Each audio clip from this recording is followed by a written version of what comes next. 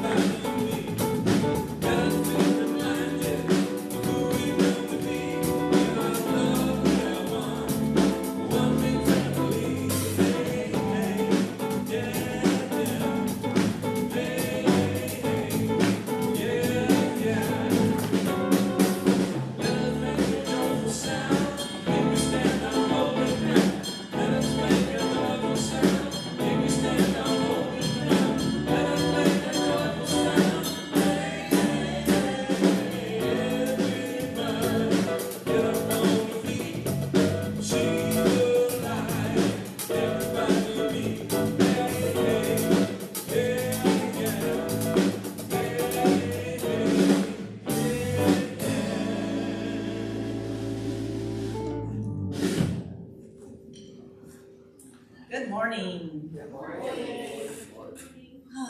It's a beautiful, almost fall morning. And we're moving there quickly, aren't we? I think, Cal, are you our communication link this morning? Yeah. If you are on Facebook and you are here for the first time, please introduce yourself to Cal on Facebook in the chat. If you are arriving online for the service, please say hi to Cal, say hi to all of us. We are here and we do follow Cal and you all on that as well as you follow us. So I'm to let you know that we are continuing our minister search. We have our profile and invitational video available for review on the CSL Minister Listserv. And we are receiving currently resumes, and we will have more information to share as that happens because that's a process and it has steps. So in the meantime, we're going to continue to join together and say our our Sacred Covenant Easy Prayer. So if we could just read this together. There is only one life. This life is good. This life is God. This life is my life now.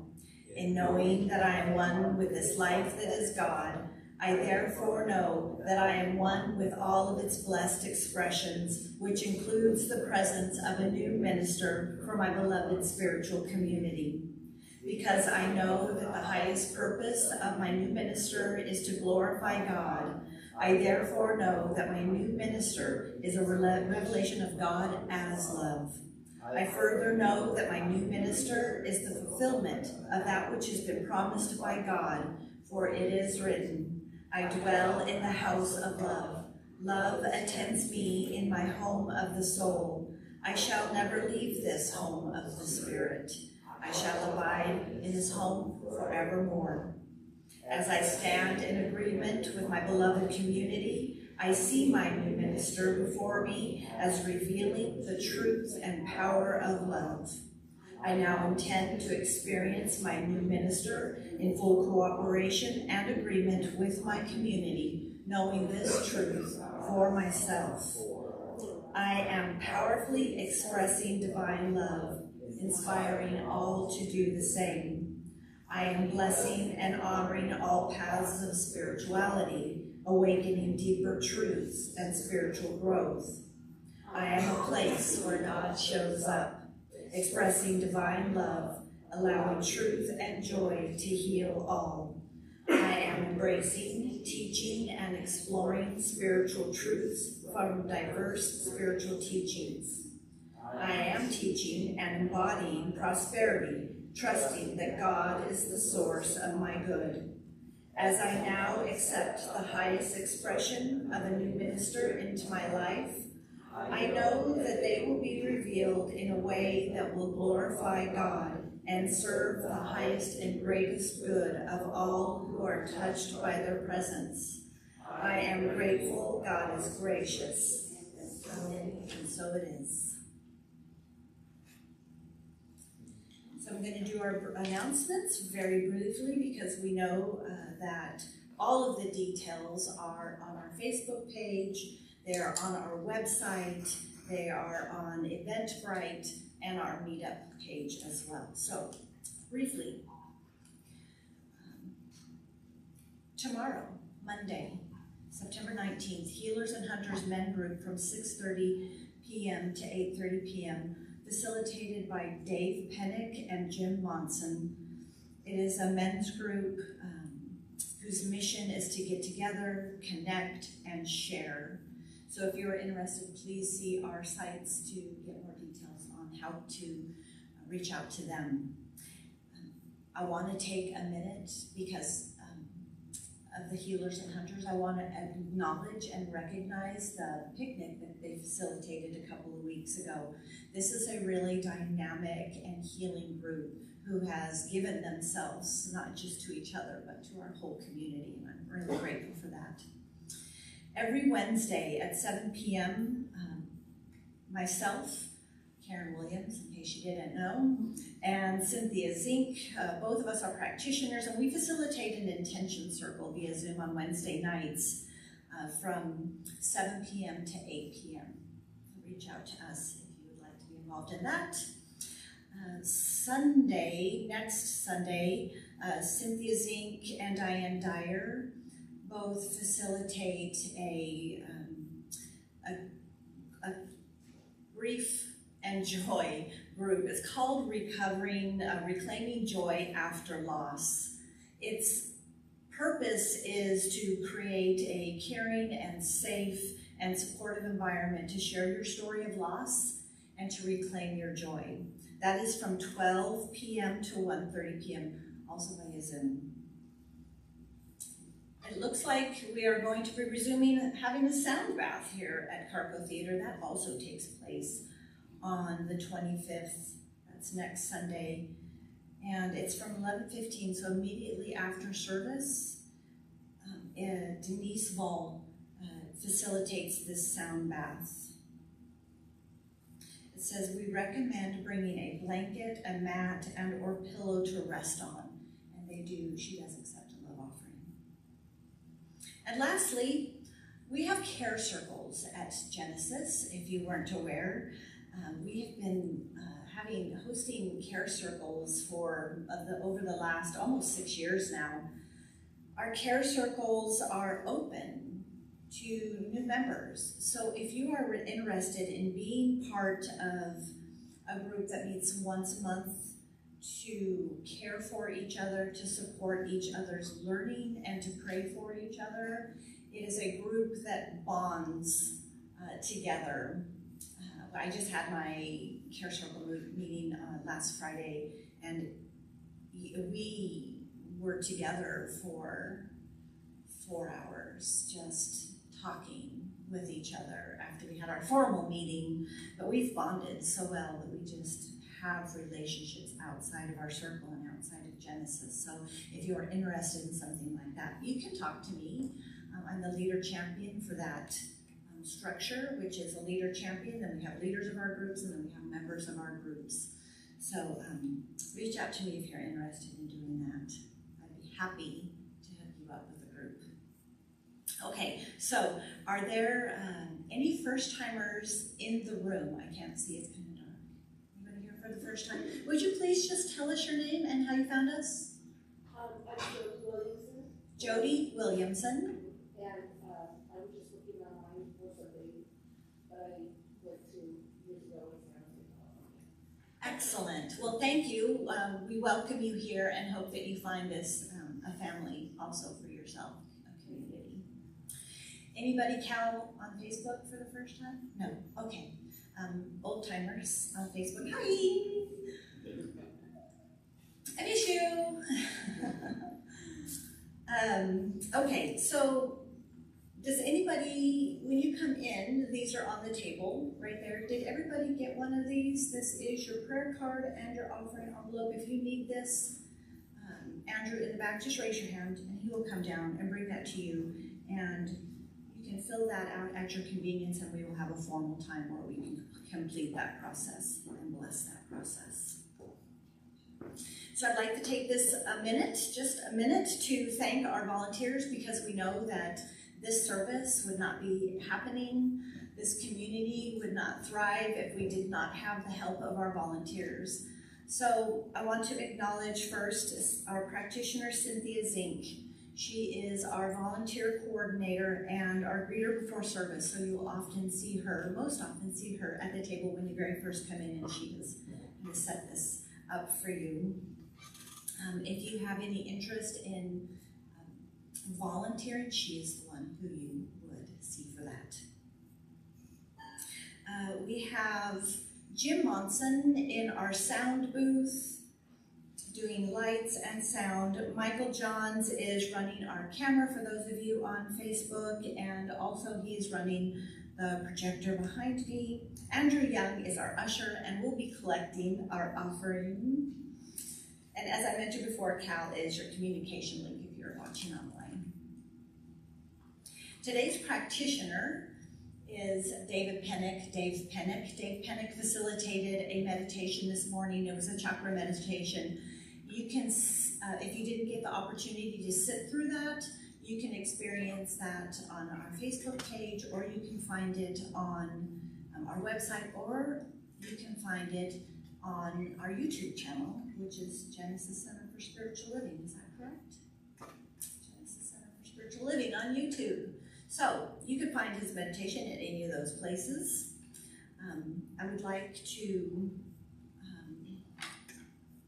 recognize Dave for his meditation. He'll be up here in a minute, but before he comes up, we're going to sing a new grounding song, and it is called Out Beyond, and it is written by Reverend Eric. So please, I think our lyrics are going to be up here, is that correct? Yes. Beautiful. Stand if you feel called to. Sit with your hands on your heart, however you feel led.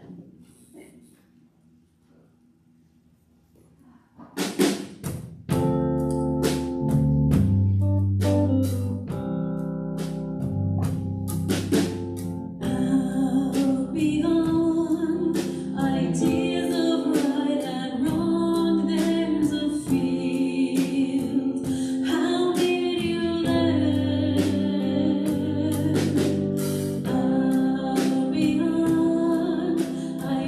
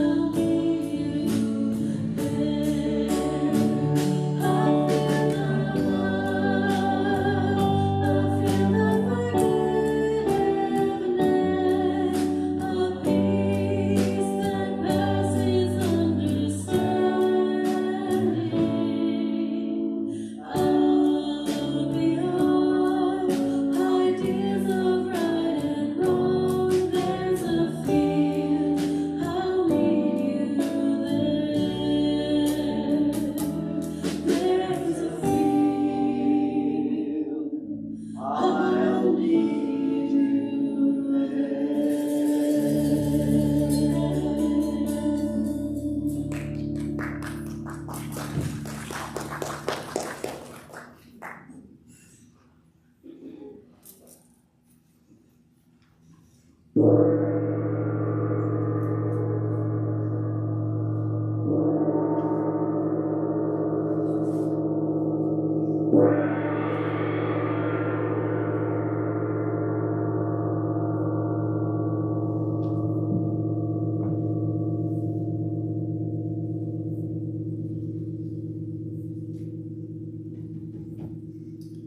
Well, first of all, that was amazing. Absolutely amazing. I say we just give another round of applause for that. Thank you so much for that. Wow.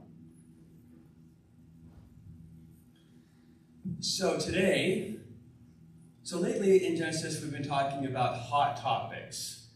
And I have found that these have been so much fun to come to and take a deep dive into listening to these hot topics and taking a deep dive into our own spirituality and how we can perceive ourselves. And so today's hot topic I've heard is immigration.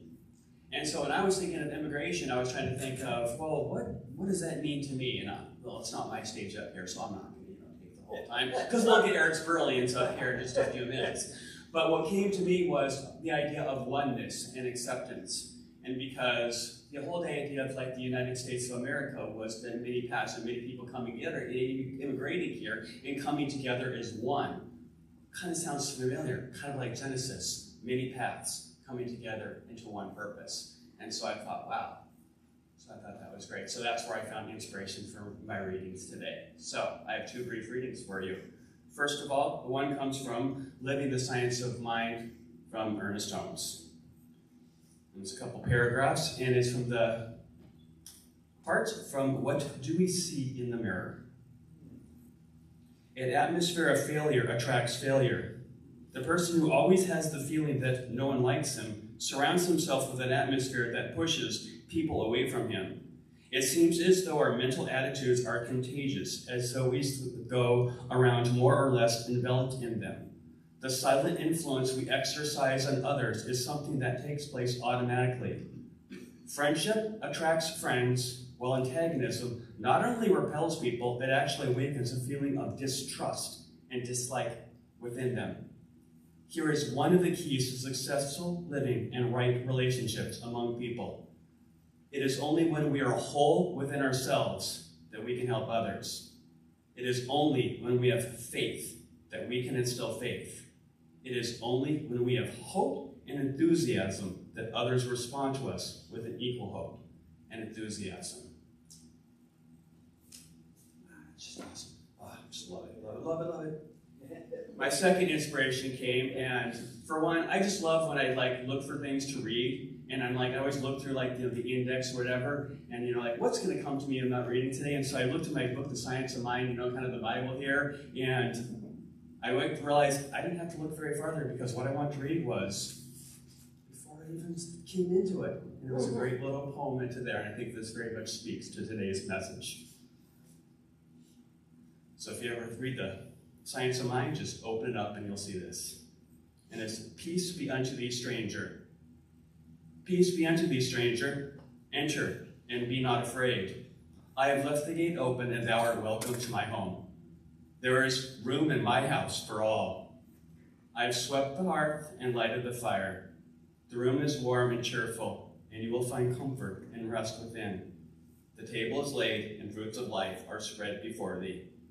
The wine is here also. It sparkles in the light. I have set a chair for you, where the sunbeams dance to the shade.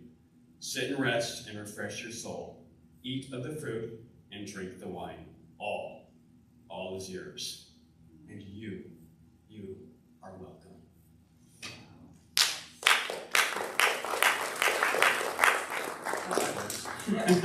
I wish they were. Let us pray.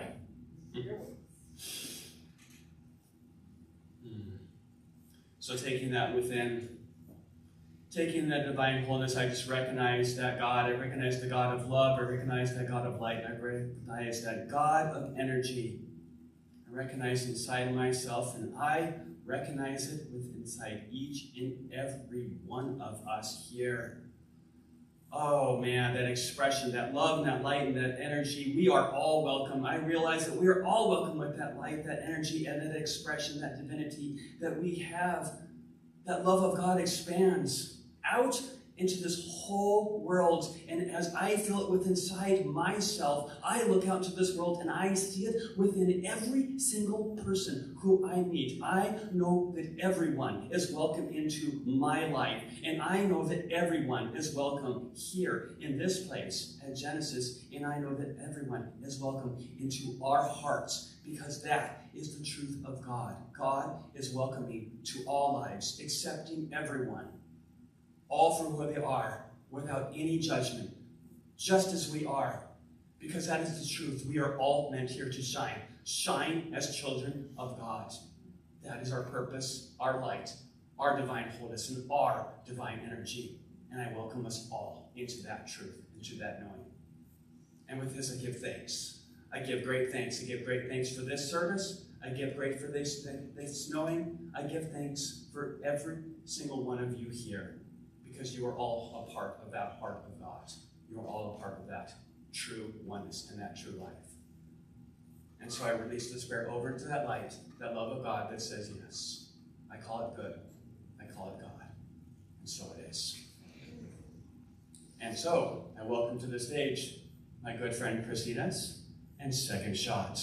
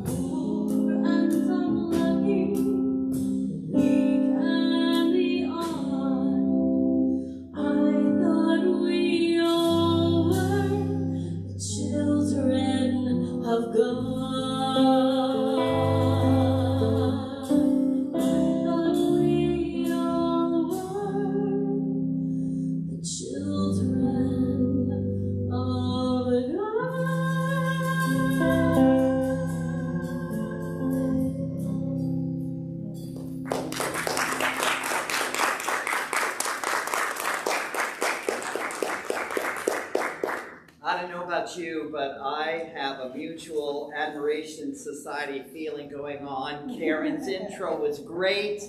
Dave Pinnock's readings were great. Christina's and the band are great. We feel really ready for a talk. So excellent, beautiful singing. That song was perfect. Dave, you set up my talk so brilliantly, and I, of course, have read that poem, and it was just the perfect. Was that not the perfect reading? Oh my God!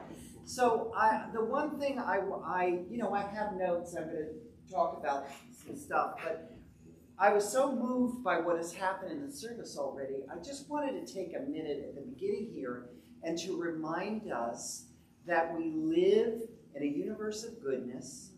And we live in a universe of superabundance where there is more than enough land for everyone, there's more than enough food for everyone, there's more than enough space for everyone. There's actually more than enough shelter. We have so many empty homes, apartments, and businesses, that because of economics sit empty when people sit on the street. We don't have a supply problem. We have a distribution challenge. So I just want to remind us all of that at the beginning. Yes. And that I hope that my life and my life choices are contributing to the correction of those things, of a new, whatever needs to evolve in terms, I'm not on? I'm not on. I better get on. Okay. How's that? Better? Yes. Oh, excellent. Everything I said until now wasn't very important. So. This is usually the case. So, just to remind us of that as we look at this topic of immigration, and as I talked about in abortion, and as what came up in guns, when we have these challenging topics in society, usually what they boil down to is at least two major ideas that are in opposition to each other. And with immigration, we've got two opposing ideas or beliefs. And the first is we must have compassion for the stranger and welcome refugees from other places fleeing war, oppression, ecological disasters, failed political systems, gang violence, persecution, and economic collapse. So that's one idea. And the other idea is we must be able to control our borders and decide who gets to be a citizen, or we don't have sovereignty and we can't define ourselves as a country. So those are two ideas that appear to be unable to reconcile with each other. Okay? And once again, when we look at these issues, I keep coming back to two spiritual values that are guideposts for us in resolving the issues. And one is truth, and one is compassion. If we can have truth and compassion, we will resolve all of these issues in an elegant way that works for everyone. So let's look at compassion. Let's take a moment to look at compassion. If we take the compassionate view, or the spiritual view, why should we accept refugees?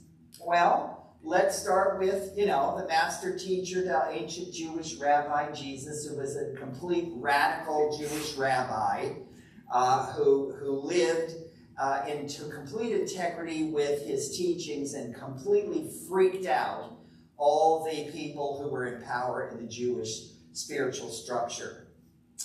And there's a story from Matthew 25:36, and the story goes that he was being challenged and questioned by a bunch of Jewish authorities. And a lawyer spoke up and said, "What should I do to attain eternal life?" And Jesus says, "Well, what does the scripture say?" The scripture says, "Love God with all your mind and love your neighbor as yourself."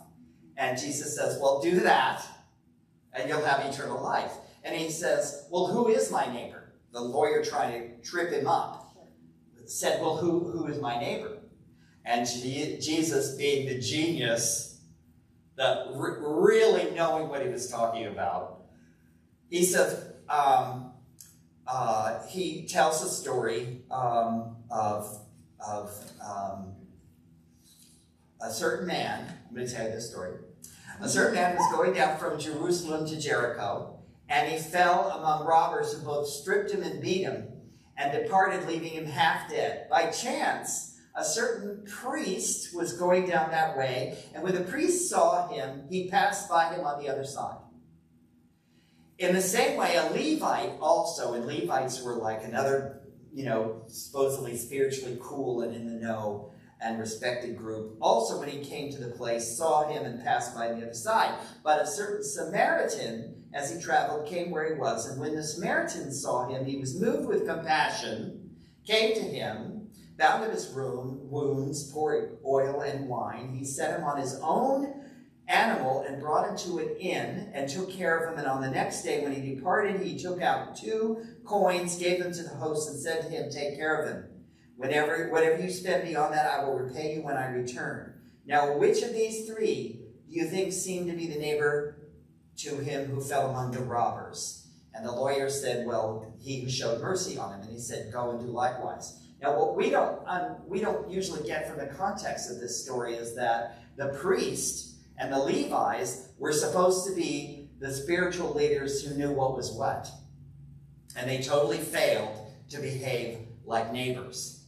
So Jesus' answer to this lawyer's question, which was to try and trip him up, was very clever, because the Samaritans were a group of Jews who were very looked down upon. They were like the low-rent Jews. But it was the low-rent Jew, not the highfalutin priest of the Levites, who knew how to attain eternal life, or who knew what was what. The other story, that's from, so that was the Good Samaritan story. Now we tell the story from Matthew. And Matthew said, "For I was hungry, and you gave me something to eat. I was thirsty, and you gave me something to drink. I was a stranger, and you took me in.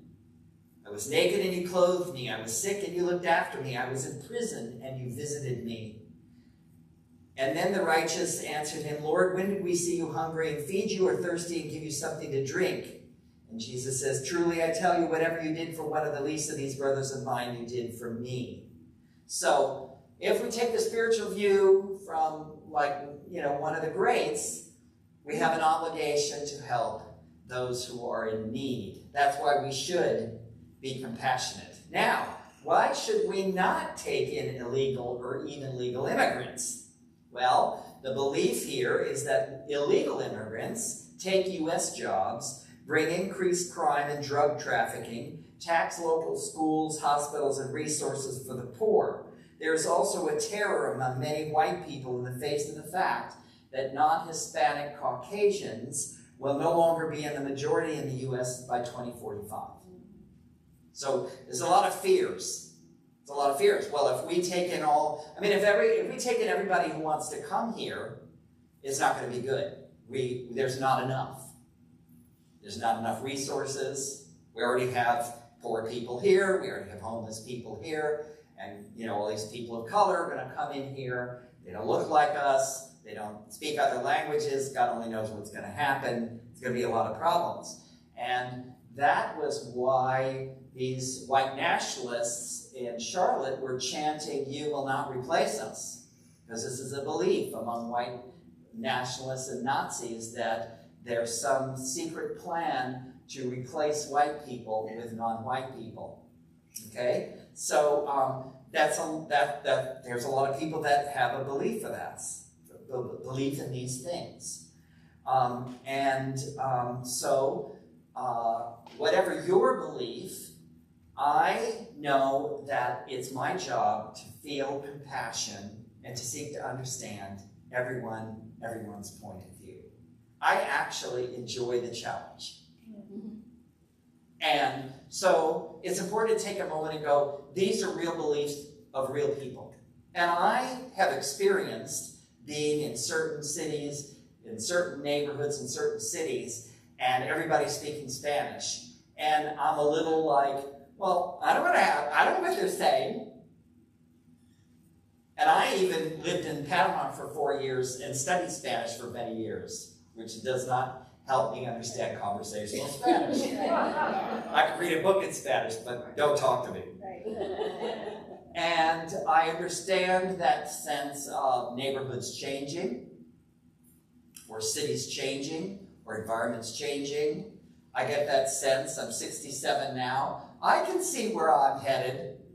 Less change, a little less open to change as I get older, right? So I have compassion for people who have these fears.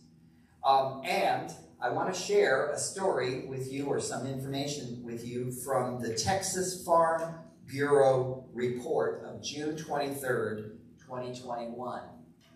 Texas farmers and ranchers who live and work near the southern border say the recent surge of immigrants and those illegally crossing into the U.S. has significantly increased. The crisis on the U.S.-Mexico border threatens their personal safety, overwhelms local resources, and causes serious financial hardship and disruption. Fences are sometimes cut as illegal immigrants move across farms and ranches. Others are destroyed during high-speed vehicle chases. The police will identify a vehicle that is being driven by a coyote taking illegal immigrants, and they go in on a police chase, and the cars crash into fences, they crash into buildings, they crash into people. And it happens frequently. Homes and barns are vandalized, equipment and vehicles are stolen, clothes, backpacks, and other items and trash are left behind as illegal immigrants move through their property, leaving farmers and ranchers left to clean up the mess. And fear and anxiety are high for families concerned about their safety.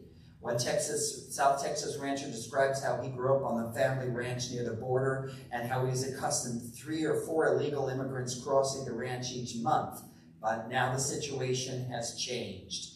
He says, I think we had a total last week of about 140.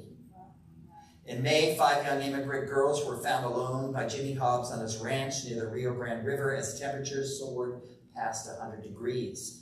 Many are traumatized by constantly finding dead bodies on their land.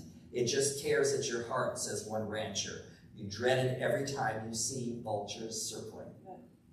For Stephanie Chris Canales, it's important to share a perspective. Unless you have been here and have lived here, you really have no idea just how bad it is. We have had multiple bailouts, so that's these police chases with the cars. They crash into fences and property. We never had that before. The landowner isn't compensated at all. We have to pay to fix our fences and to replace our gates. And when this is happening multiple times a day, this is costly. And it also adds extra stress and worry. When we go to check our cattle now, if my husband gets out to open a gate, I have to be watching. If I get out and open a gate, he's watching me. There have been numerous ranchers who have been assaulted while they were opening a gate because illegals would come up on them because they want to steal their vehicle. When you're on your own property and you don't feel safe, it's really unnerving. It really is. But that's what we're dealing with down here. It's like nothing we've ever seen before. I really hope something can be done. So, this is an invitation. If you are against illegal immigration, to have compassion, as Jesus has called us to do.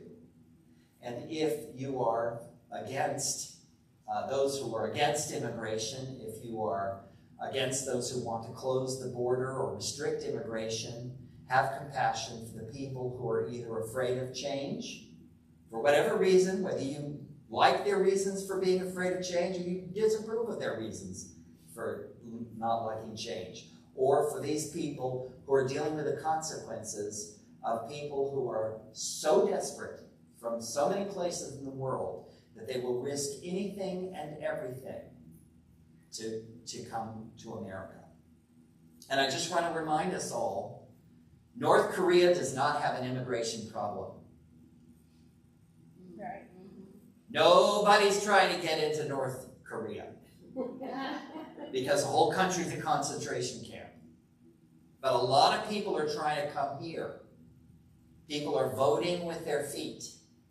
And if that doesn't give you a moment to be grateful, you may have criticisms of America, but a whole lot of people will do anything to live here. Something to keep in mind, just a little perspective. Now, truth. Here's some facts. I thought this was so interesting. In 2021, legal immigrants admitted to the U.S. were 1.18 million. So we admitted 1.18 million immigrants legally. And mostly it's 30% from Mexico, and then it's like China, the Philippines, Vietnam, and India. Because we got a lot of tech people coming from India. It's projected to be 2 million in 2022. And in 2022, the projected illegal immigration is another 2 million. Now here's the interesting thing. U.S. population growth has experienced a rapid reduction in the last few years. And with COVID, the population growth in the U.S. has fallen off a cliff, both because we lost 1 million people who died of COVID, and also because we have really dropping birth rates. Right? And immigrants, legal and illegal, make up 69% of agricultural workers in California, 70% of Alaska's seafood processors, and 66% of meat processors in Nebraska. And this little item from an article in the Brown University Daily Herald in 2020, in a country where nearly 80% of workers live paycheck to paycheck, undocumented immigrants aren't just doing our dirty work, they are quite literally putting food in our mouths. We need immigrants. The agricultural, these industries need immigrants because Americans don't want to do this work. Something to think about. The issue is more complicated. You can't just say this and then not that, and it's black and white, and we just do this and everything. It's much more complicated than that. And this was another fact that I found that I thought was so interesting. The Social Security Administration is dealing with 140 million payment records attributed to people without Social Security numbers. These payments made by people, illegal immigrants, who do not qualify for Social Security are what has been keeping Social Security solvent for the last 10 years.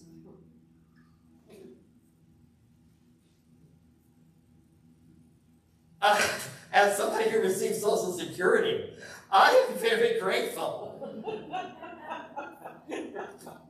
Just a thought.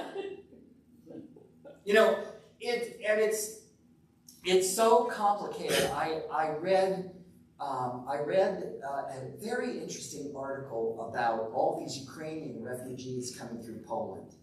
And the Polish people have just completely opened their hearts and are absorbing, millions of people. And the Ukrainians are like, why are you being so nice to us? And they say, because you are fighting the Russians and we don't have to. And it's so curious how there's so much positive response to Ukrainians coming to the U.S. and a desire to settle them and to make it easy for them. And yet when Haitians try to come here, we just send them back. So we don't treat all groups, we don't treat all colors, we don't treat all countries and cultures the same way. We have our prejudices. You know, so many of the people coming here from Central America are fleeing nightmare conditions in their narco, gang-run states where the gangs will come and just take everything you have. And if you don't give them, your children to work for them, they'll kill you all. That is why they are desperate to come here. Why we shouldn't reduce legal immigration is an article from Atlantic Magazine just in March. America's bias against immigration is self-defeating in almost every dimension, says Caleb Watney, a co-founder of the Institute for Progress. Immigrants bring breakthroughs, patents, and Nobel Prizes in droves. Want to stay ahead of China? Immigrants drive progress in semiconductors, artificial intelligence, and quantum computing. Want to make America more dynamic? Immigrants launch nearly 50% of U.S. billion-dollar startups. The rest of the world is begging international talent to come to their shores, while we are slamming the doors in their face. Finally, it's estimated that stresses like floods, drought, desertification, rapid temperature changes, and forest fires are going to create many more refugees in the decades to come. In fact, climate change is predicted to be the biggest driver of the movement of human beings across the planet. We are a species on the move. Change is stressful. Individuals and communities reach their limit of generosity and compassion. We feel sympathy for refugees from the war in Ukraine and move rapidly to welcome them, immigrants fleeing conflicts, if not systems collapses from the Middle East, Central America, Venezuela, and Haiti, not so friendly.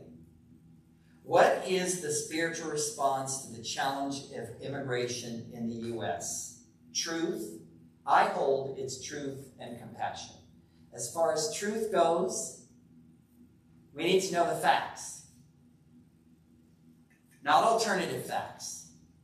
We need to know the truth. We need to know the real numbers. We need to get our information from sources which are not infotainment with a political agenda, left or right. This article about the farmers and the ranchers in Texas and how bad they have it. If you only listen to progressive media, you don't hear about that a lot. And if you listen to conservative media, all you hear about is the tiny portion of immigrants who do crime. It's slanted. We need truth. We need the real truth. We need to know the real facts. I was surprised to discover that Americans' population is, declining. I thought that, we need some more people. And certainly as a Social Security recipient, I'm very grateful for all that money. And how unfair that people pay that money who themselves cannot benefit from Social Security. I guess I want to say in general, and this has sort of been wrapping up this series of hot topics, and I'm very grateful to people for letting me talk about these very juicy topics and not running me out of town on a rail.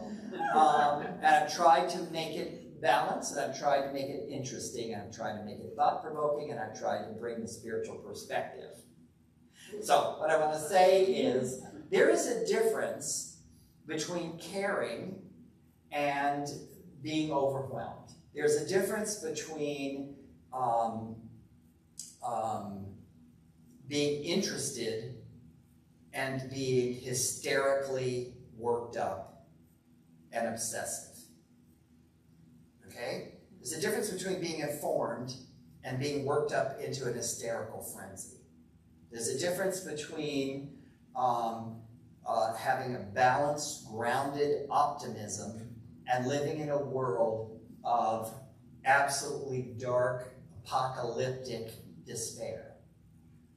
We're way beyond cynicism there. Does that make sense? I'm all for balanced, awake optimism. Knowing the facts, knowing what's going on, knowing what's mine to do and knowing what's not mine to do. That feels like the most sane approach, because the world gets, as the world gets smaller and smaller, and we now know every little hiccup, everything that goes on everywhere. If there's a flood, we know. If there's a forest fire, we know. If there's a crime, we know. We are so aware of so much going on that it's very easy to feel overwhelmed and forget that every second, some people are being born, some people are dying, some people are coming into this sphere, some people are going out. There are things that are happening that are pleasant, unpleasant, that are life-affirming, that tear life down.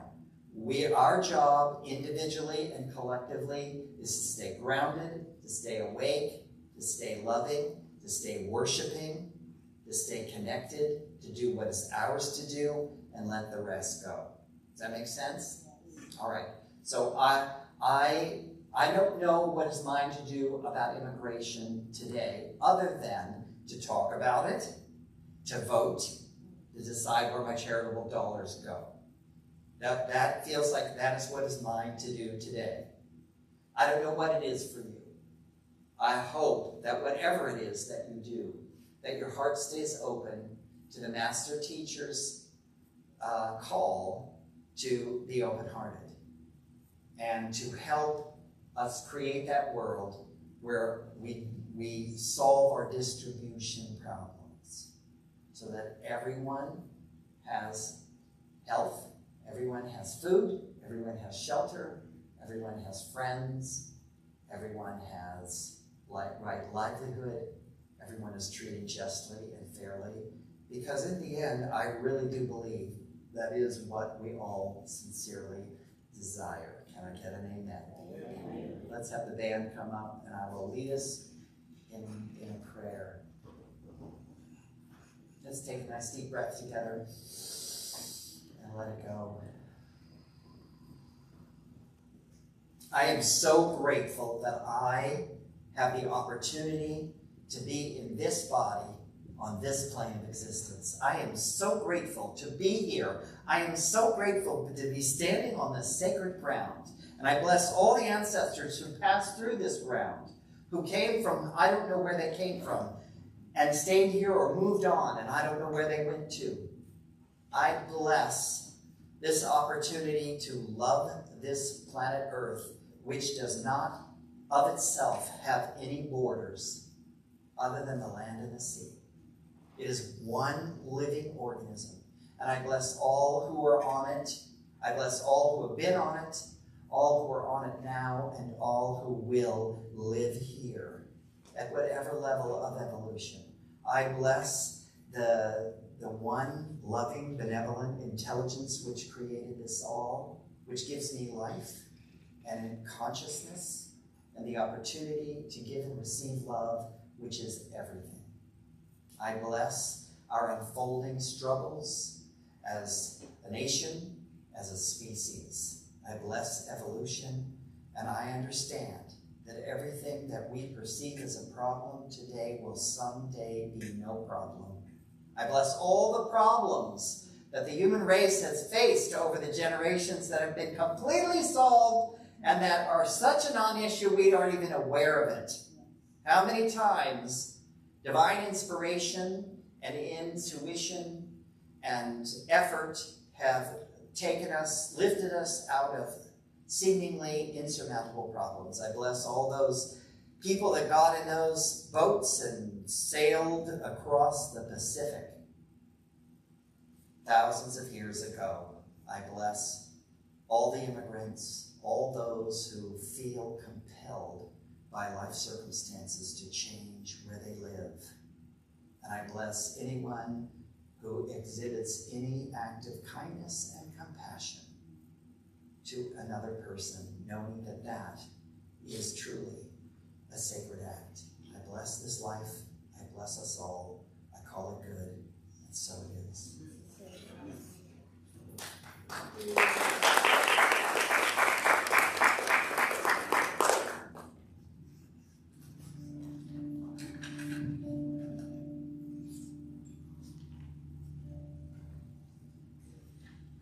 Take my hand, I'm a stranger in paradise, all lost in a wonderland, a stranger in a paradise. If I stand starry-eyed, that's a danger in paradise. For mortals who stand beside an angel like you, I see your face, and I ascended out of the common place into the rare, somewhere in the space I hang suspended until I know there's a chance that you care. Won't you answer a fervent prayer of a stranger in paradise? Don't send me in the dark despair for all that I'm longing for, and open your angel arms to the stranger in paradise, and tell her that she need be a stranger no more.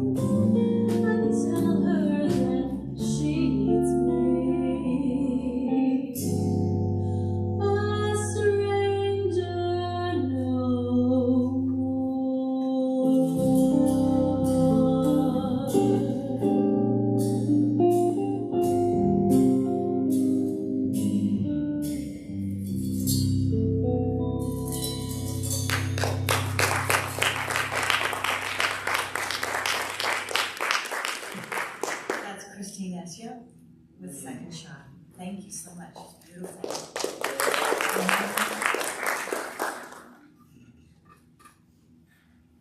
take these next few moments for our prayer requests and our offering.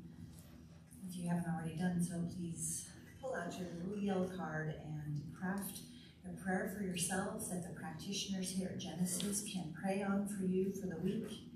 And then we will go ahead and move straight into the offering, remembering that our center is supported by God and we are a part of how God shows up as that support. So if you're on Facebook, please visit our website, or you should be able to do it on Facebook. So let's take a moment to do that together.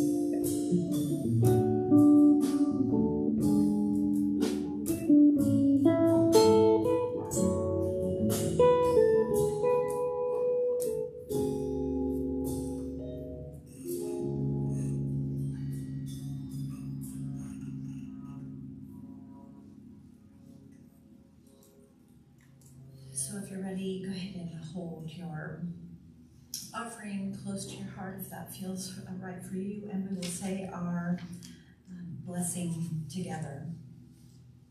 Divine love through me blesses and multiplies all that I am, all that I have, and all that I give, and all that I receive, and I am thankful. So we'll sing a song as Andrew comes around to collect your offerings.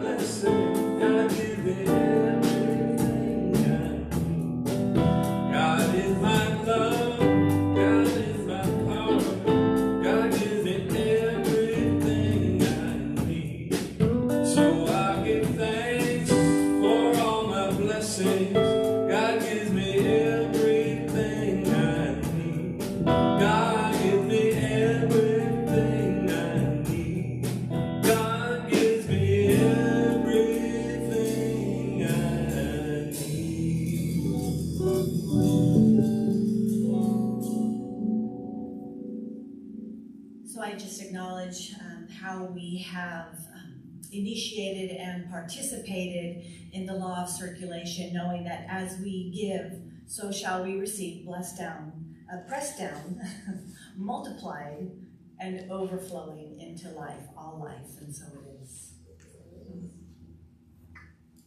So thank you for joining us today. Thanks for being at Carco, for being on Facebook and bringing us into your home. Please let's sing our closing song together.